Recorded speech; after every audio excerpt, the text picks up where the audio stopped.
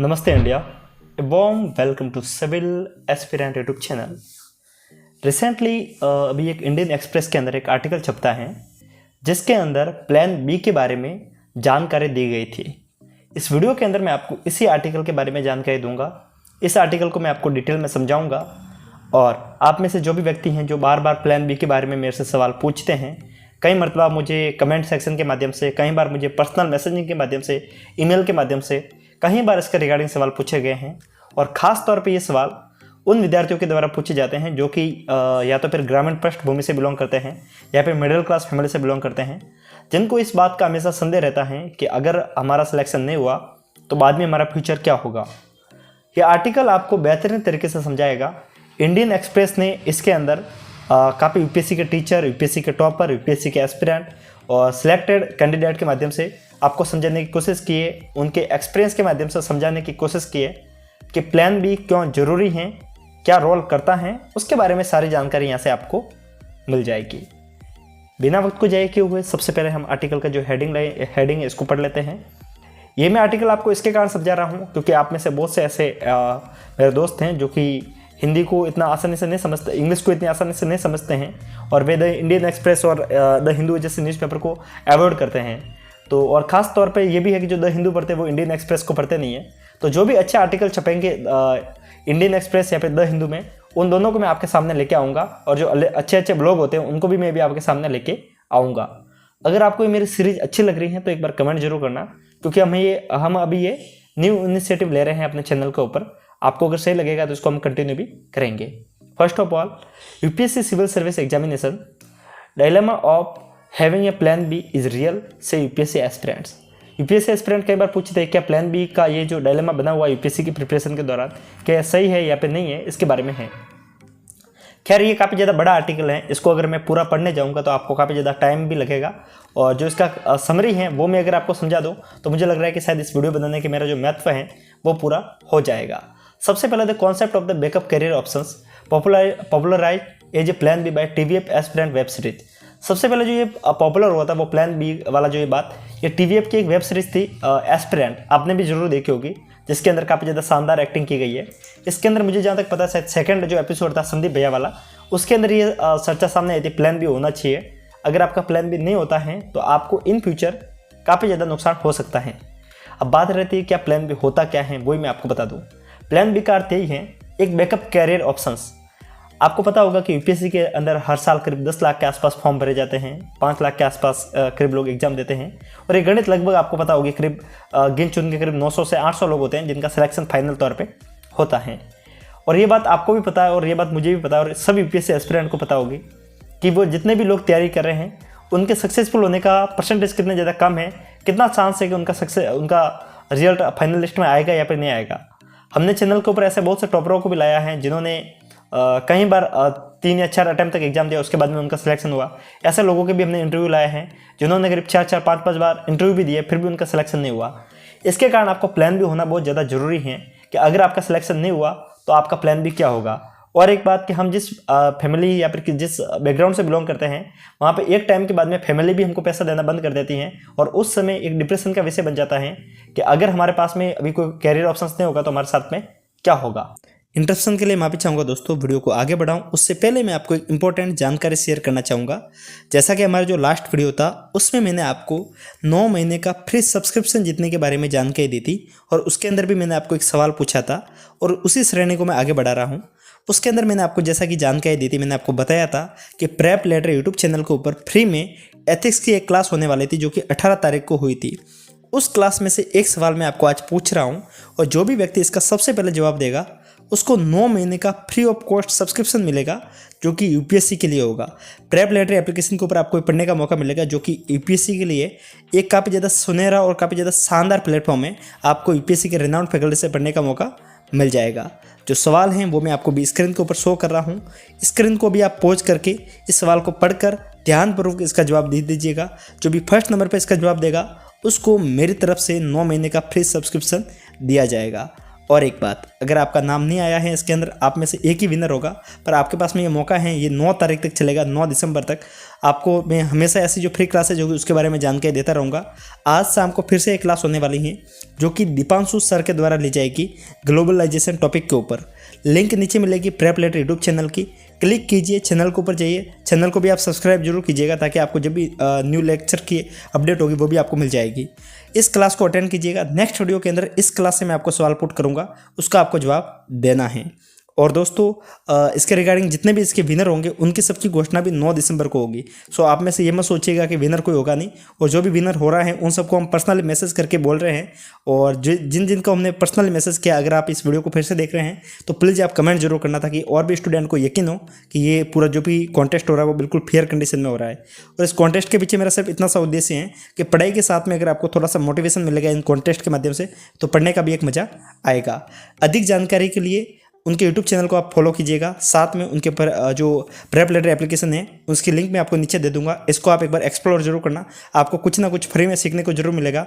जिस समय आप इसको इंस्टॉल करो उस समय आप सिविल एस्पिरेंट कोड यूज़ कीजिएगा, आपको बहुत सारे फीचर आपको फ्री में एक्सेस करने को मिल जाएंगे।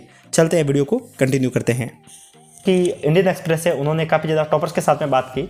उसके अंदर जो कि अभी यूपीपीसीएस की टॉपर है, यूपीपीएससी की टॉपर है, ये संचिता शर्मा, इनके माध्यम से जब इनसे बात की गई तो इनको एक बात उन्होंने शेयर की बात को कि जब वो दिल्ली आ रही तो साइमल्टेनियसली उन्होंने यूपीएससी के साथ साथ में उन्होंने state PCS exam like UPSC, ये Haryana PCS exam, Uttarakhand PCS exam, इन सब के लिए उन्होंने तैयारी की थी। साथ साथ में उन्होंने बैंकिंग की भी तैयारी की थी, और ये भी रिसेंटली यूपीपीसीएस टॉपर है।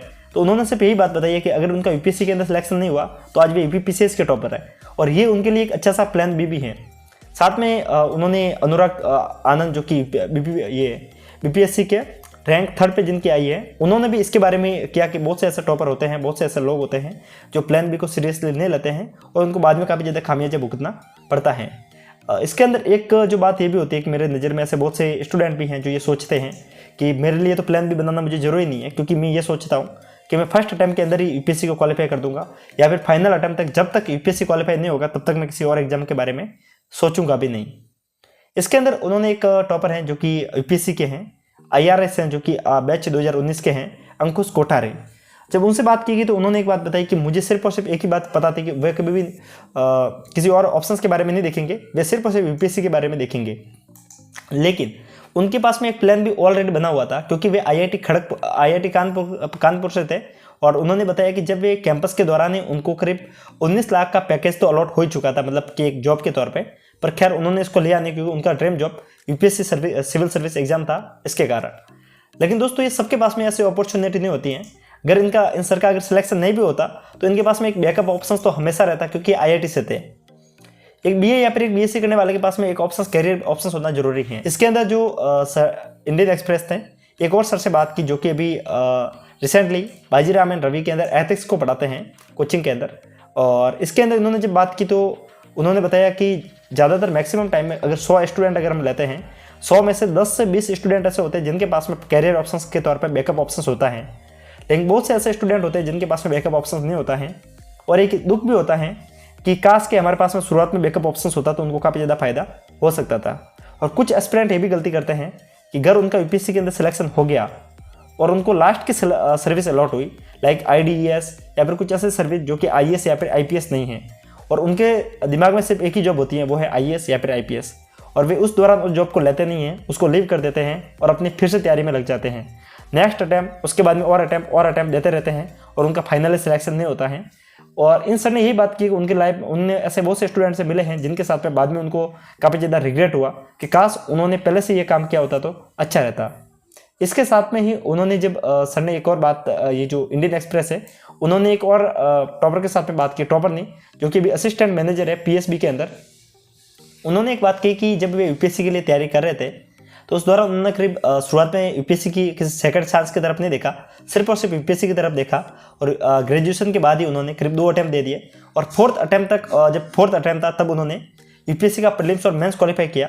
और बाद में इंटरव्यू में वे कहीं ना कहीं उनके पास में कम मार्क्स आए और फाइनल लिस्ट में अपना नाम नहीं बना पाई। लेकिन उनको एक काफ़ी ज़्यादा हर्टफुल तो था ही, लेकिन उन्होंने एक बात उस समय एक बात ली कि काश उनका प्लान बी पहले से तैयार होता तो वे आज कुछ और भी बेहतर कर सकते थे। और प्लान बी होना काफ़ी ज़्यादा ज़रूरी भी है, क्योंकि जब आप यूपीएससी की प्रिपरेशन करेंगे तो ये जर्नी काफ़ी ज़्यादा लॉन्ग है और एक समय के बाद में आपको खुद को भी लगने लग जाएगा कि आपका प्लान भी क्या है, कैसा होना चाहिए, और ये आपको डिप्रेशन से भी बचाएगा। अगर मैं बोलूँ आपको प्लान बी के तौर पे, तो मैं आपसे यही कहूँगा कि आप यूपीएससी के साथ में स्टेट पीसीएस, अपने स्टेट के जो भी बाकी एग्जाम होते हैं उनको दीजिए, बैंकिंग के एग्जाम जो कि यूपीएससी के रिलेटेड होते हैं, यूपीएससी के अदर एग्जाम सीडीएस के वगैरह उनको दीजिए, आईएएस को दीजिए, साथ में जो कि बहुत से ऐसे एग्जाम हैं जो कि यूपीएससी के रिगार्डिंग है उनको दे सकते हैं। आप आपकी ग्रेजुएशन के साथ में पोस्ट ग्रेजुएशन का फॉर्म अटका सकते हैं। अगर आप एक जीनियस स्टूडेंट है तो आपको जेएनयू या फिर जो बीएचयू है वैसी यूनिवर्सिटी से आपको अपने मास्टर को करना चाहिए, ताकि अगर आप यूपीएससी के अंदर कुछ अच्छा ना कर पाए तो आपको ये रिग्रेट नहीं हो कि आपने कुछ अच्छा नहीं किया, क्योंकि अगर आपके पास में अच्छी डिग्री है तो आप एकेडमिक्स के अंदर अच्छा कर पाएंगे, आप एक अच्छे प्रोफेसर बन जाएंगे, आप एक अच्छे टीचर बन जाएंगे, या फिर आप अगर ऐसे बैकअप ऑप्शंस होंगे तो बाद में अगर आप किसी कंपनी के अंदर प्लेसमेंट भी लेना चाहेंगे तो आपको काफ़ी अच्छा प्लेसमेंट मिल जाएगा।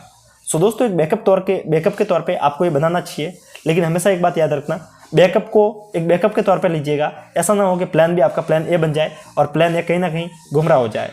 इस उलझन की भरी जिंदगी के अंदर अगर आपका जो टारगेट है वो अगर फिक्स है, उसके साथ में प्लान बी का अर्थ यही होना चाहिए कि अगर आपका प्लान बी सक्सेसफुल नहीं हुआ तो आपको प्लान बी के तौर पे क्या करना है। इसका अर्थ कभी भी ये नहीं होता है कि आपको दोनों को साइमल्टेनियसली करते जाना है। ये आपको कहीं ना कहीं थोड़ा सा नुकसान दे सकती है, पर हाँ, आपको प्लान बी के लिए हमेशा सोचना चाहिए। दोस्तों, जो ऐसे आर्टिकल आते हैं जो कि आपको आपके लाइफ के अंदर यूपीएससी की जर्नी के दौरान काफ़ी ज़्यादा हेल्प कर सकते हैं, उनको मैं हमेशा आपके सामने ऐसे ही लाता रहूँगा। अगर आपको ये मेरा इनिशिएटिव अच्छा लगता है तो एक लाइक और एक कमेंट करके मुझे ज़रूर बताना। और दोस्तों, ऐसे ही बेहतरीन वीडियो के साथ में आपकी और हमारी फिर मुलाकात होगी। आप में से जो भी व्यक्ति डिमोटिवेट होते रहते हैं उनको भी मैं बोलूँगा कि ज़्यादा मत सोचिए। सबसे बड़ा जो कि आपके लिए टारगेट होना चाहिए वो है आपका कॉन्फिडेंस। अगर आपके पास में आपका कॉन्फिडेंस है तो आपको कोई भी इस दुनिया में नहीं हरा सकता। कॉन्फिडेंस के मारे आप कुछ भी कर सकते हैं, बस आपके ऊपर, खुद के ऊपर आपको विश्वास होना चाहिए। सो दोस्तों, ऐसे ही बेहतरीन वीडियो के साथ में फिर मिलेंगे। तब तक के लिए हंसते रहिए, मुस्कुराते रहिए, साथ साथ में पढ़ते भी रहिए। फिर मिलेंगे इसी प्लेटफॉर्म पे। तब तक के लिए जय हिंद साथियों।